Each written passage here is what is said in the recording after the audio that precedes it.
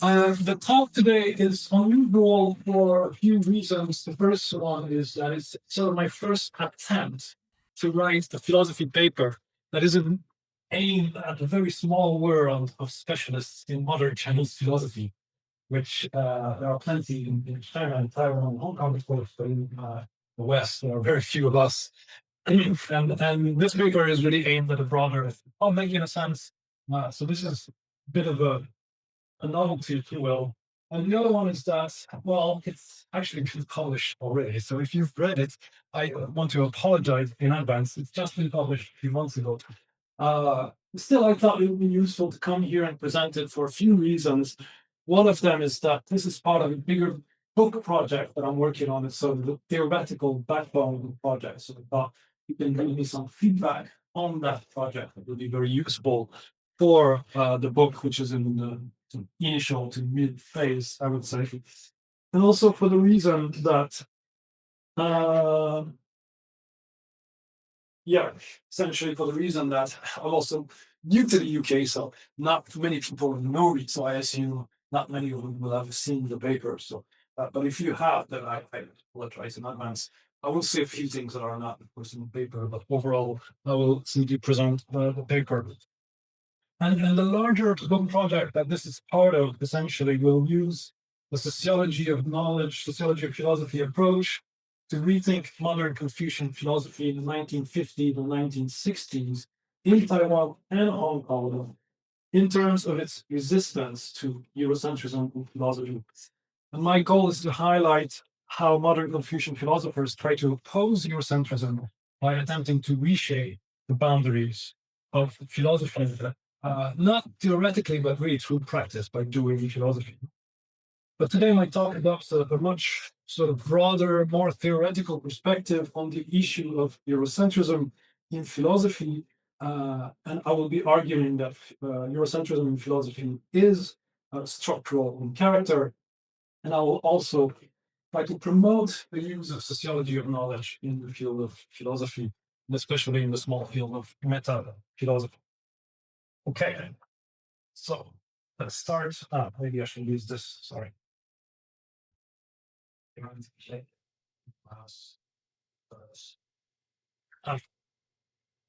Okay, very good. Yeah, great. Okay, so maybe some of you are familiar with these two items here. So recently, there have been a number of debates on the exclusion of so-called non-Western thought from the curriculum, and we can discuss whether it's appropriate to call this non-Western thought in Q&A if you want. And we can think of the famous op-ed published by Garfield and Van Norton in the New York Times, and the book, published by Van Norton that followed this, that argued that we should diversify perhaps to colonize philosophy, or else we should perhaps call it what it is, which is Western. And this debate has brought to fore the question of Eurocentrism in philosophy, but much, I think, remains to be done in order to understand how Eurocentrism works in practice and how it perpetuates itself as well, and what is the best course of action in order to challenge it. And today I want to address at least some of these different issues, and I have three main aims in the talk today. Now, the first aim has to do with definitions of philosophy. Now, when trying to answer the tricky question of whether a particular non-Western thinker or text should be granted the status of a philosopher or a philosophical text, scholars often appeal to definitions of philosophy. And this makes sense, no? Only if we have a good grasp of what philosophy is, then we can find out whether a particular body of work is philosophical or not. And this suggests that the debate on Eurocentrism and philosophy has moved to the field of metaphilosophy, no? The question of what philosophy is. Now, one of my aims in this paper is to argue against the practice of pointing out that, by pointing out that most definitions of philosophy are an integral part of Eurocentric philosophical practices responsible for the exclusion of non-Western thought in the very first place.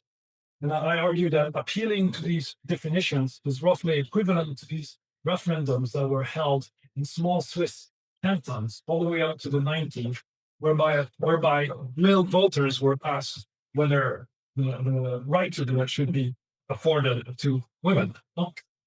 Since the very mechanism that is employed is part of the problem, then it is simply illegitimate, I argue.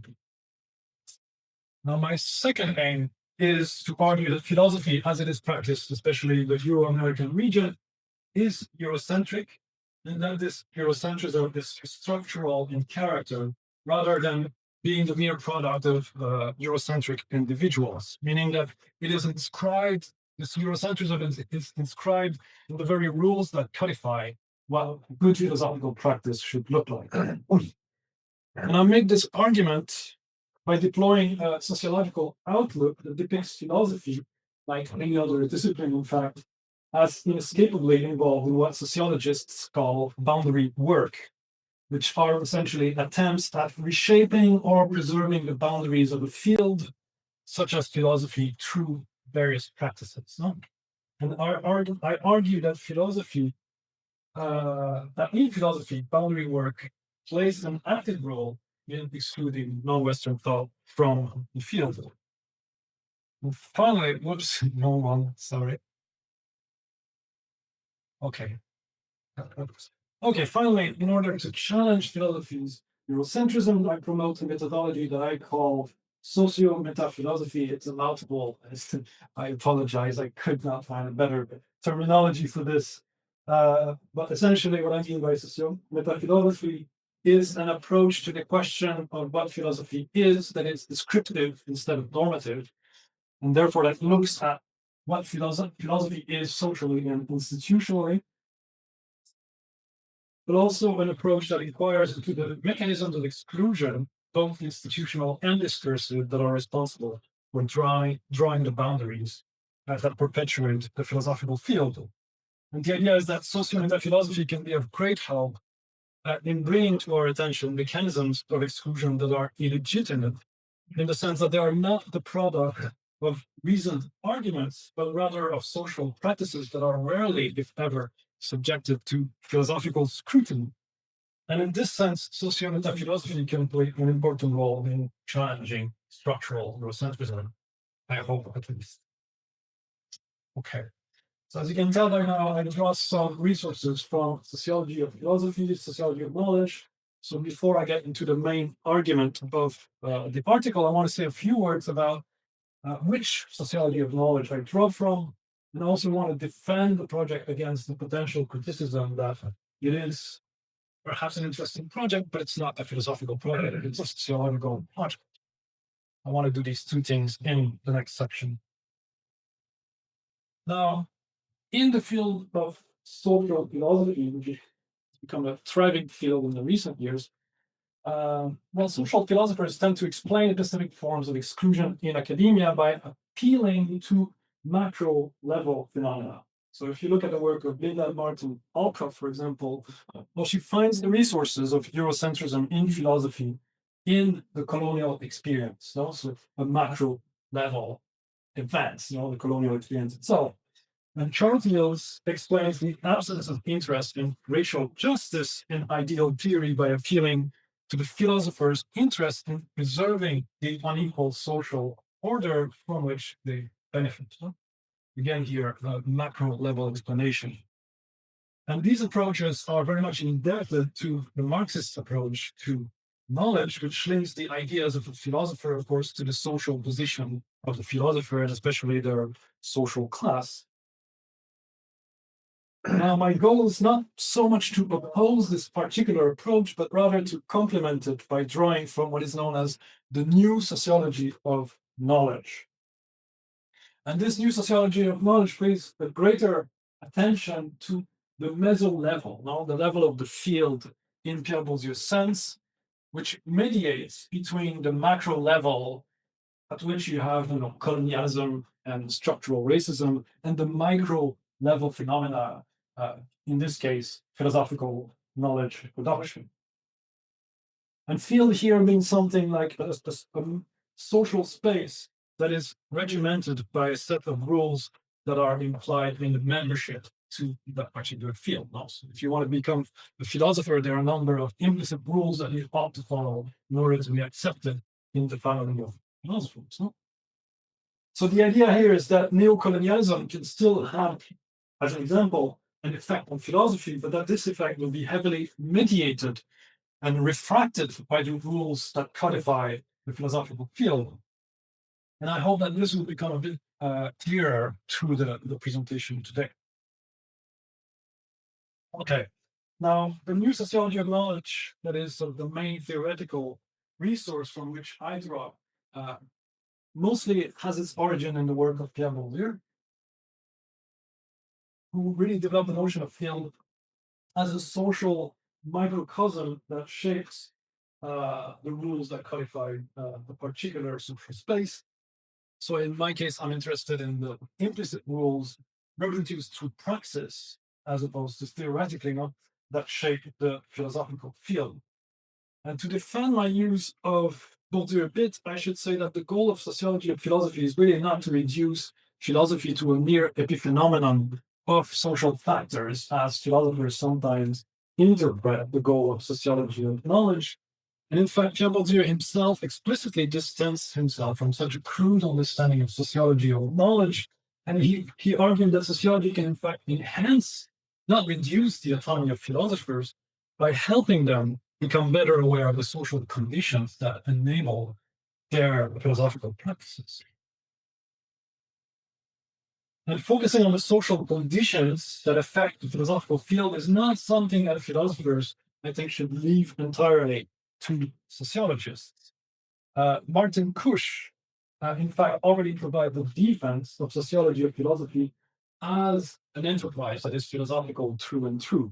So in his work, Psychologism, he argues, I paraphrase here, I'm not going to read the quote, that he argues that sociological perspectives are at the very heart of philosophical questions, at least insofar as we follow Kant and his successors in thinking that questioning the conditions of possibility of philosophy is an essential component of the philosophical enterprise. So while Kant inquired into the transcendental conditions of possibility of knowledge, Kusch suggests that we should also look into the social conditions that make philosophical knowledge possible. And my work is very much in continuation here with this work of Martin Kusch. Okay, sorry. I'm already losing my voice. Usually it takes a couple of days of conference before I lose my voice. Today, only half a day was sufficient somehow. Okay, so now let's look a little bit more closely at how philosophy's boundaries are drawn, since, of course, this relates to the issue of exclusion philosophy. Now, in theory, metaphilosophers are entrusted with the task of drawing the boundaries of philosophy on the basis of clearly stated standards. No? But in practice, metaphilosophy is by far the most understudied subfield of philosophy. And there is, of course, as much disagreement in the field of metaphilosophy as there is in philosophy at large. So, how are the boundaries of philosophy drawn, if not by metaphilosophers? Well, I would suggest following Martin Kusch that, like any other term, philosophy is simply its use in language. Paraphrase Wittgenstein.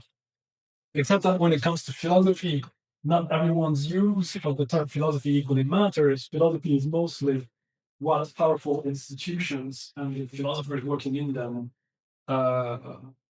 think of philosophy. No? So essentially, you can think of philosophy as it's used by the most powerful institutions and the individuals authorized by them.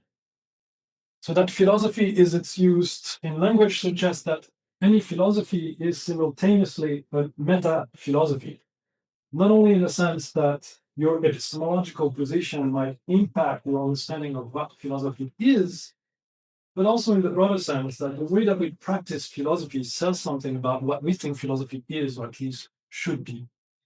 So metaphilosophy is really but the tip of the iceberg insofar as all philosophical work partakes in defining philosophy, if you will. And this suggests that boundary work is an inevitable component of philosophical practice in the sense that every single piece of philosophical writing partakes in the co-creation of the meaning of philosophy through performative utterances and practices. Okay, so the boundaries of philosophy are first and foremost not the product of agreed upon and reflected upon standards, but they are rather the product, I would suggest, of socio-historical processes. And this fact strengthens the claim to autonomy that is constitutive of the philosophical field, according to which only philosophy can make sense of philosophy, and only philosophers can explain what philosophy is. Now, this is why most metaphilosophers argue that only philosophers can answer the metaphilosophical question of what philosophy is. No, sociologists and historians cannot possibly understand what philosophy is all about. So to secure the autonomy and the boundaries of the field, it's therefore imperative that the socio-historical nature of the boundaries of the field remains somewhat dissimulated. And this is something that Baudrillard already noted. Essentially, the ignorance of the non-philosophical nature of the boundary between the philosophical and the non-philosophical has become one of the central rules that codify philosophical practice, especially in the hegemonic centers of knowledge and production. And this doesn't mean that there is no philosopher that isn't aware of this issue, of course, but it means that this issue should not be subjected to too much philosophical scrutiny, and it should not affect the status quo of how philosophy is practiced. Okay. So now that we've seen that philosophy is involved in boundary work, I want to give a sense of how this boundary work is a form of hegemonic practice. This will enable me to then argue that boundary work as that the boundary work that excludes non-Western thought is a form of Eurocentric epistemic hegemony that is structural in character in the next section. So first, I want to say a few words about what I consider to be epistemic hegemony, and then that will help me explain what I consider to be Eurocentrism in structural form. Okay. Now we've seen that boundary work is an inevitable component of philosophy, and this is really most obvious when you look at a work of metaphilosophy. Now, so if we look at the work of Deleuze and Guattari, for example, they define philosophy as the art of forming, inventing, and fabricating concepts. And in defining philosophy in this way, their goal is obviously normative. No, they seek to reshape the boundaries of philosophy in a way that legitimizes their own philosophical project and that excludes the project of others. Now, if this is your definition of philosophy, it sounds like ordinary language philosophers are not philosophers after all, because they're dealing with concepts that already exist. They're not inventing concepts as much as trying to understand the concepts that already exist. So definitions of philosophy in the field of metaphilosophy are rarely, if ever, simply descriptive, and are first and foremost performative and constructivist in the sense that they take part in an attempt to reshape the boundaries of the field in ways that are beneficial for the metaphilosopher who makes the definition. And the above suggests that metaphilosophy is inherently hegemonic, at least insofar as we understand hegemony in the sense intended by Chamberlain and Perrin de Laclau. Now, Mouffe and Laclau think of hegemony as a discourse that privatizes the universal by singling out one social body that incarnates this universal. So an easy example of that would be a sort of 19th century discourse that is both patriarchal and colonial, that suggests, on the one hand, that reason, rationality, is something that all human beings share. So it is universal by nature. But on the other hand, that suggests that the male European subject has a monopolist or a privileged access to reason and rationality. So this is a clear discourse that is hegemonic in trying to privatize the universal concept of reason. Now, I would argue that similarly, the vast majority of the philosophies are epistemologically hegemonic in the sense that they understand philosophy as a universal activity. And by that, I don't mean that they understand philosophy as something that is practiced across the world in the same way. Rather, what I mean by universal here is rather that it is a practice that deals with issues that are shared equally by all human beings. No, this is often one way to define philosophy. And philosophy also deals with these universal issues through a methodology that is regarded as valid universally across time and space. So that's the first point. The second one is that they also present one particular group of philosophers as incarnating that universal activity better than others. So in the case of Deleuze and Guattari, for example, philosophers who invent concepts represent that universal activity, and ordinary philosophers are excluded. And since every philosophy is simultaneously a meta-philosophy, as I've argued earlier, every philosophical work can be regarded as partaking in hegemonic operations of this kind. So this doesn't hold only for metaphilosophy, I would say for all of philosophy. Now, I should say that, like Laclau and Mouffe, my use of hegemony is not necessarily pejorative. So insofar as philosophers use arguments to subtly reshape the scope of the field of philosophy in their own favor, then I don't think that there's anything wrong in doing that necessarily. The issue is when hegemony is the product not of argued position, but rather of social practices that are rarely, if ever, subjected to philosophical scrutiny. And I would argue that this is precisely the case when it comes to the exclusion of non-Western thought from the field of philosophy.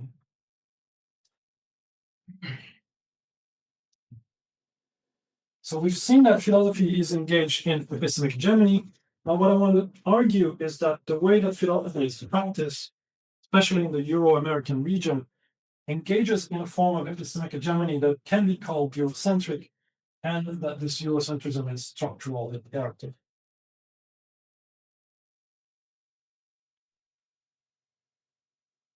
Now, what do I mean by Eurocentrism in this particular context? I mean a form of epistemic hegemony according to which Europe is regarded as the incarnation of the universal, perhaps the West sometimes.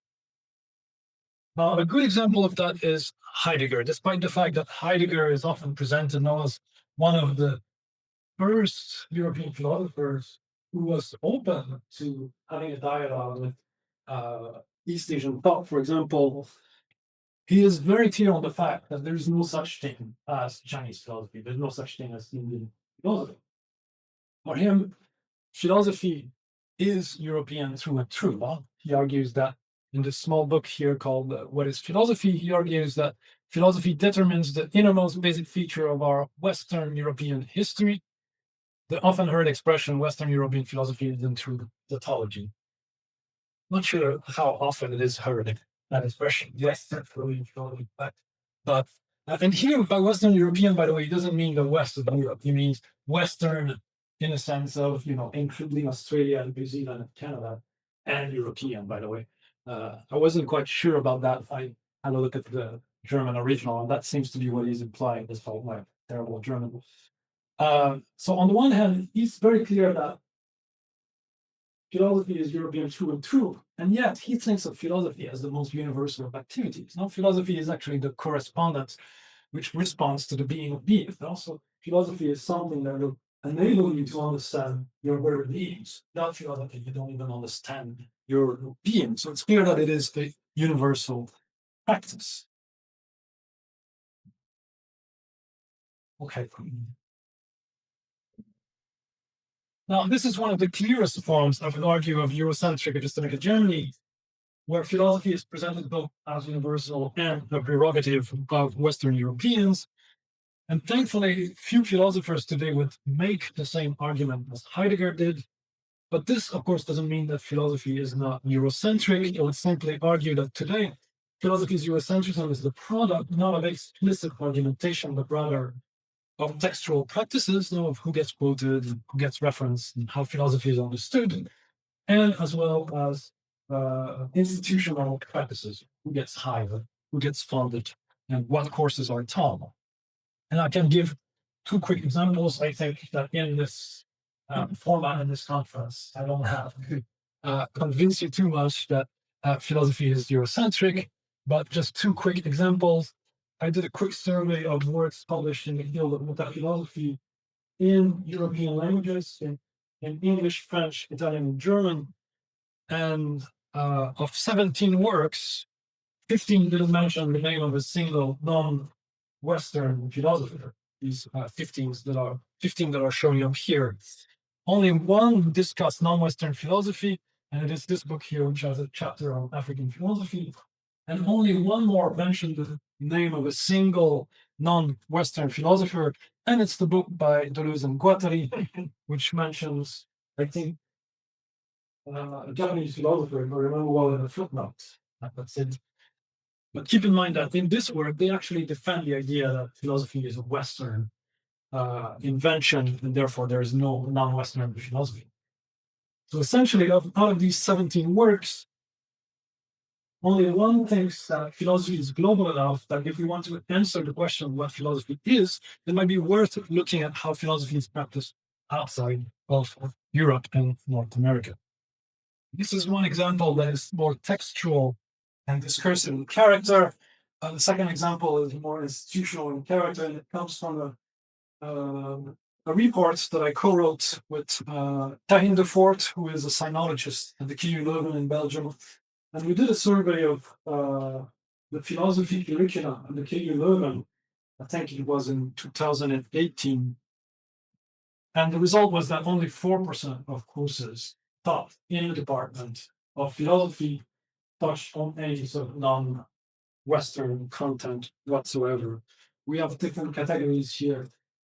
West, non-West, including these regions that are culturally at the border of the West and non-West. And that included the Middle East and Latin America, for example.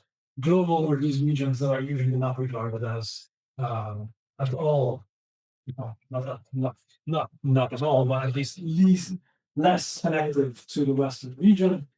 And as you can see, most courses were implicitly Western. So courses on epistemology, for example, will have entirely Western content, and yet this would not be represented in the name of the course. So this is implicit. Well, explicit would be, of course, on Nietzsche.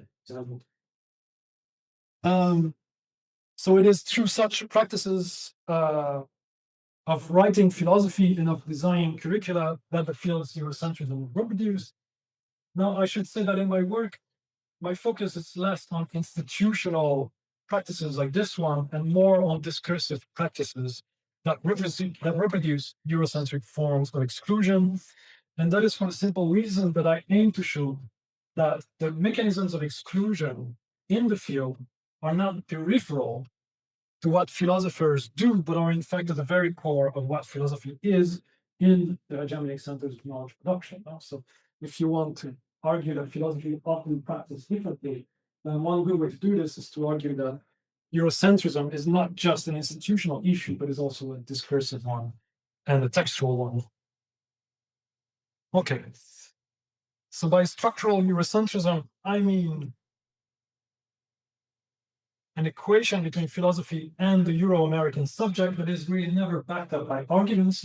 None of the metaphilosophical works that I reviewed makes an explicit argument as to why looking at non-Western philosophy is not needed to answer the question of what philosophy is. And this is an equation that is also reproduced simply through social practices. So to sum up, the equation between philosophy and the Euro-American subject is structural, meaning that it's inscribed in practices philosophers often remain unaware of. It is Eurocentric in the sense that it reproduces the assumption of the universality of Europe.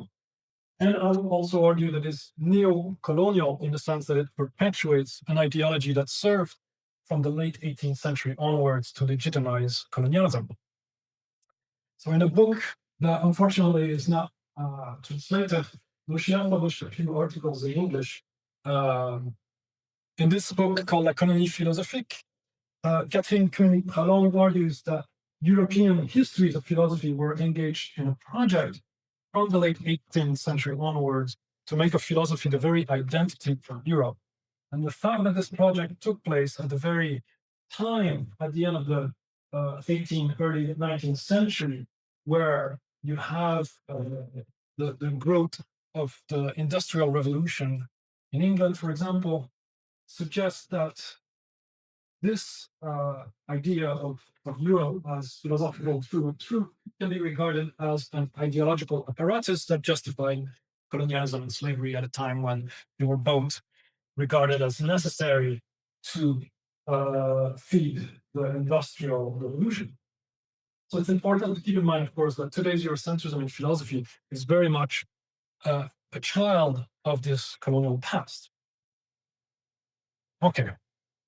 I have quite a lengthy conclusion, so it might sound like I'm finishing very soon, but in fact, I still have quite a bit to say. I'll try to go a bit quicker than I anticipated. Now, what I want to do with the time that I have left is essentially go back to the three main aims that I introduced at the beginning of the talk and discuss them a bit more. But before doing that, I want to say just a few words about what exactly is wrong about Eurocentric forms of exclusion. And to be perfectly clear, what makes the exclusion of non-Western thought from philosophy inherently illegitimate is not first and foremost the exclusion itself, in the sense that you can think of certain non-Western traditions and texts being excluded on fairly legitimate grounds, on grounds that many people would agree. In the same way that you can think of the exclusion of the work of Jane Austen from philosophy as very not particularly controversial, right? What makes this exclusion Eurocentric and neo-colonial is actually the fact that it is rooted in practices that are rarely, if ever, subjected to reason and scrutiny. So this is what makes, I think, the exclusion particularly illegitimate. Now, coming back to the three main points that I wanted to make from the very start of the talk, regarding definitions of philosophy, we've seen that they are performative rather than descriptive, that they partake in the rules that codify philosophical practices instead of analyzing them from the outside, if you will. And they also partake in the perpetuation of structural Eurocentrism in philosophy. Well, since definitions of philosophy are an integral part of the field, as we've seen, and they're an integral part, Okay, and they're an integral part of a field of philosophy that is structurally Eurocentric, as I argued, appealing to such definitions to decide whether a particular non-Western thinker should be deemed philosophical is inherently illegitimate.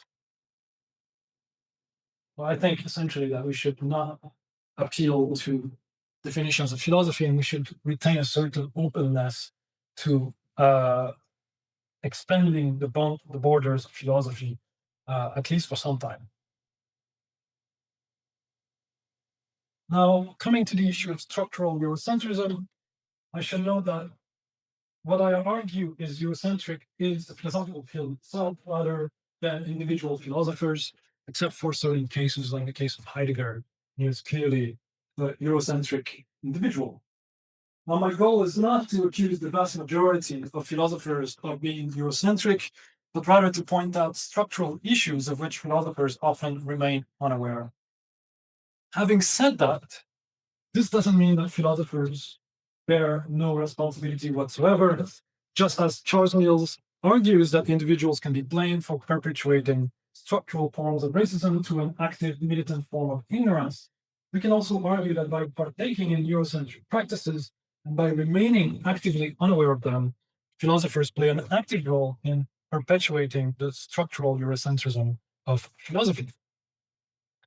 Now, it's also important to understand what the motivation behind Eurocentric ignorance is, not only because, as Karen Friedman notes in a recent article published last year, individuals can be blamed for their ignorance only insofar as it is motivated, but also because we need to get a sense of the motivation behind Eurocentric ignorance in order to know how to challenge structural Eurocentrism.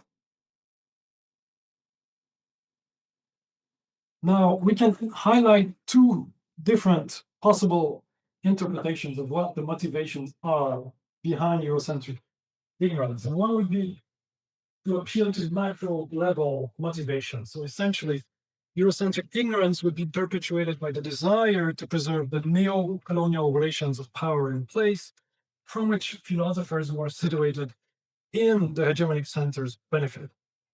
And after all, philosophy is often associated with reason and rationality.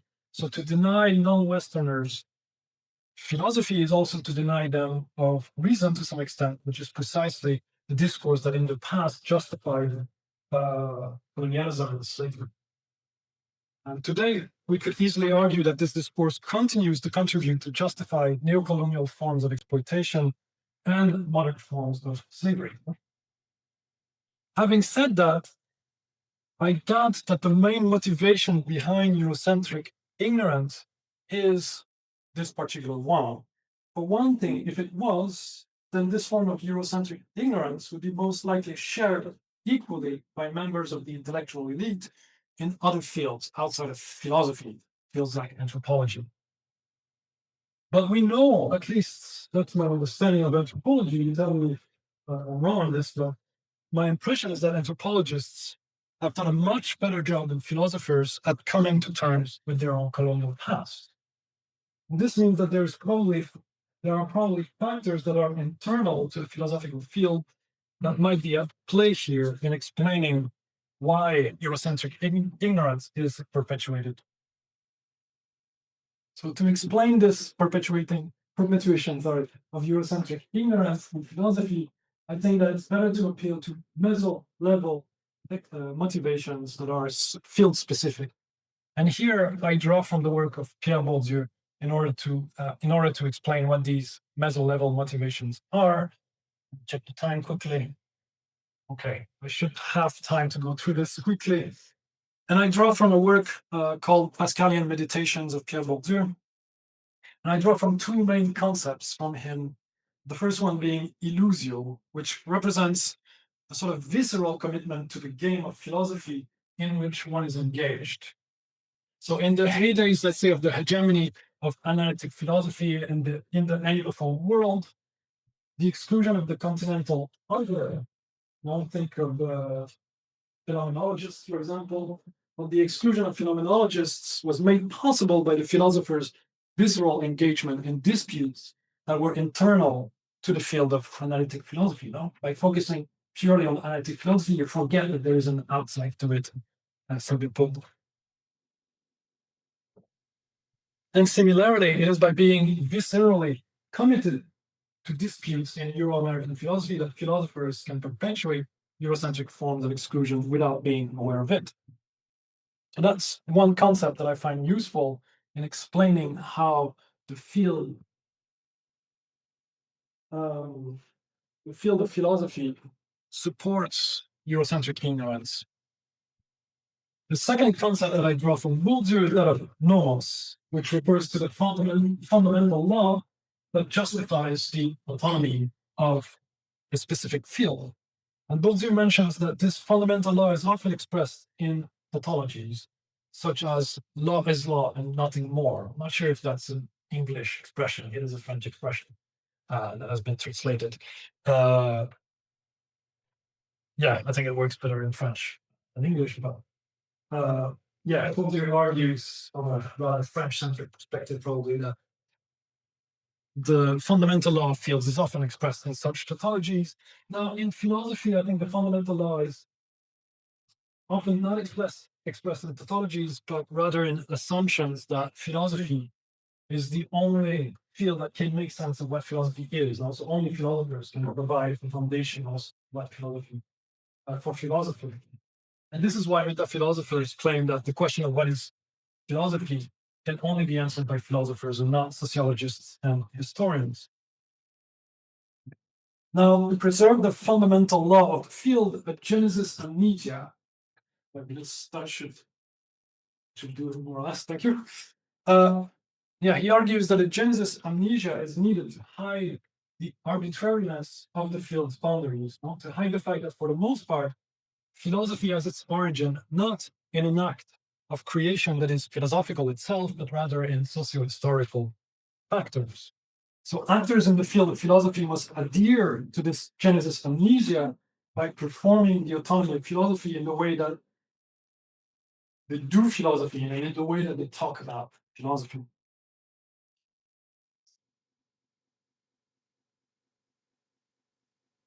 Okay.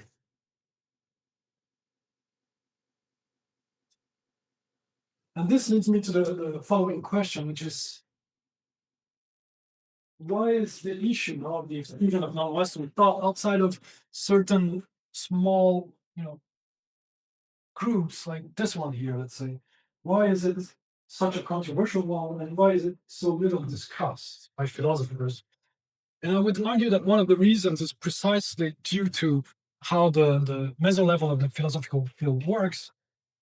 And it has to do with the integrity of this field as an academic discipline, especially with preserving the fundamental law of autonomy that is constitutive of the field of philosophy.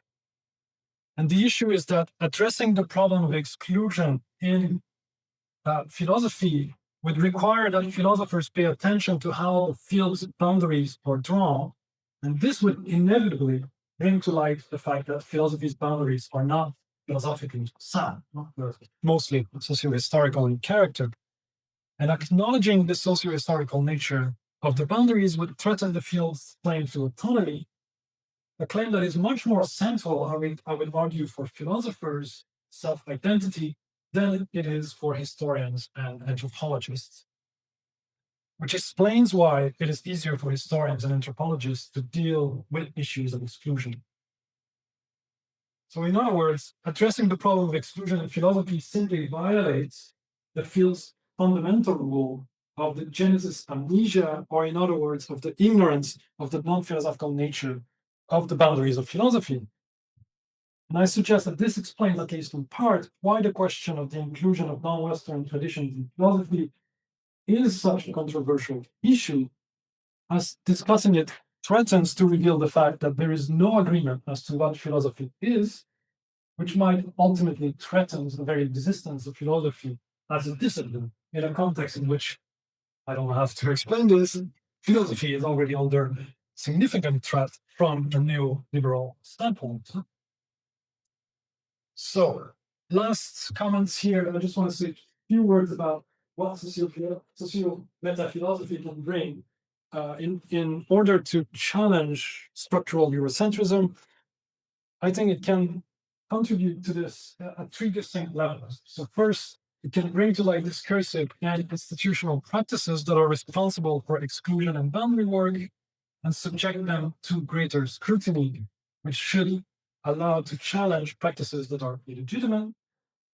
And in doing that, it can help challenge the genesis amnesia of philosophy, that is, the ignorance of the non-philosophical nature of the field's boundary that is responsible for perpetuating exclusionary practices.